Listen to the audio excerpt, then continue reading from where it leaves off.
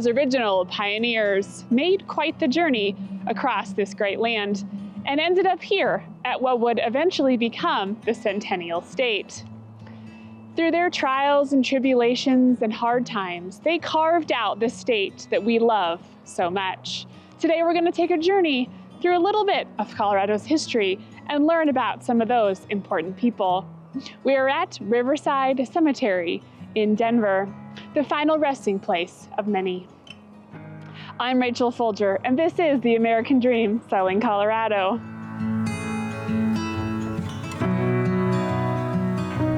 Hi, Ray.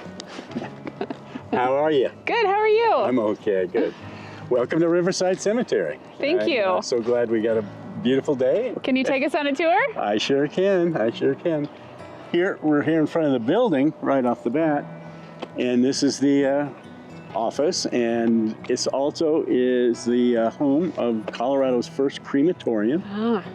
We actually opened, the first burial here was June 1st, 1876. Colorado becomes a state 2 months later. This is a National Historic District. As such, we have certain protections. At the beginning of the cemetery, it was created by a group of men who had gathered together and wanted to create a cemetery as nice as anything back east. The idea was that you could stroll the grounds, so that was an important aspect of the cemetery's design.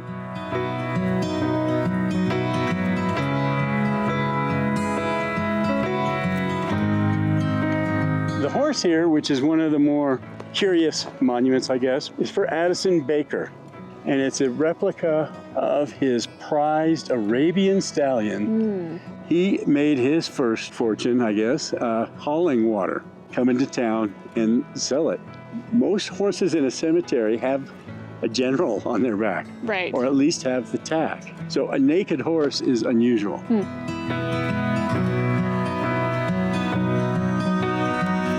This is the monument to Lester Drake. Wow. And it is certainly the most photographed monument in the cemetery. I can see why. And the detail is amazing. Supposedly this is a replica of the cabin he built up by Blackhawk Okay. when he was prospecting.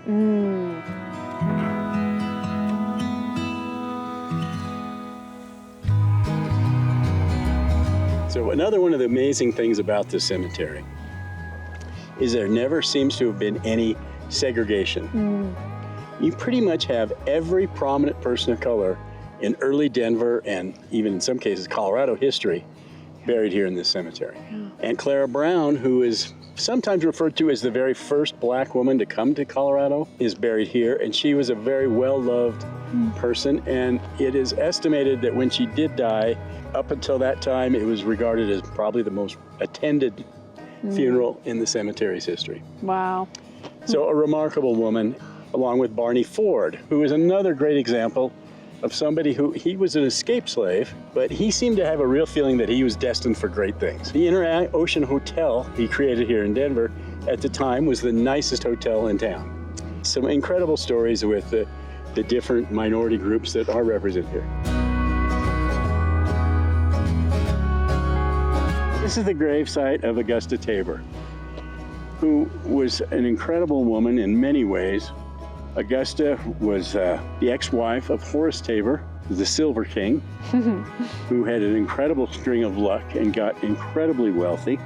When Augusta died, it's estimated her estate was worth about $1.5 million then. 1895. Yeah. Yeah. And so she only had one child, Maxie. Yeah.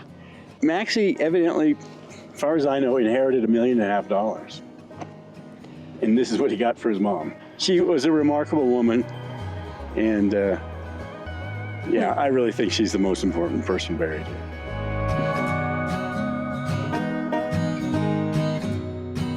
Is there anything about Colorado or Colorado history that you think somebody definitely needs to know? I mean, again, I think the Tabor story is really important. It's such an incredible story. So, and this cemetery, you got so much of it here. Between, we have the 3 territorial governors buried here. We have 3 Medal of Honor recipients here that we're very proud of. I'm so glad we got to come take a look and on a beautiful Colorado winter day. It is.